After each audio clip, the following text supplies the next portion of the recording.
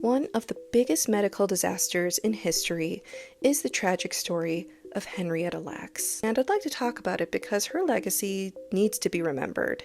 Reminder, I cover a lot of dark stories on this page, so follow along if you want to hear more. It's a dark story. Henrietta Lacks was nicknamed the mother of modern medicine, and she arguably contributed to some of the biggest medical breakthroughs in history. Just to name a few of those breakthroughs, she played a crucial role in the development of vaccines like polio, HPV, even the COVID-19 vaccine. If you're wondering how she did this, the answer was in her cells. She had something scientists dubbed immortal cells.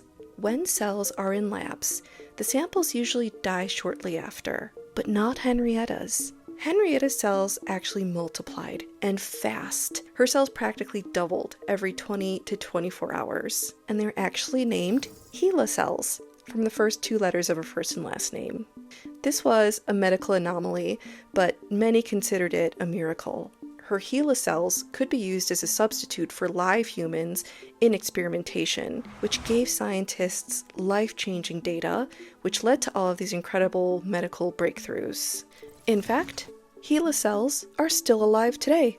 They are still being used in research as we speak. So I know you're thinking that this all sounds great. What is the problem here? The problem is that Henrietta Lacks never knew about any of this. She was never informed about any of the miraculous contribution her body played in helping millions of lives.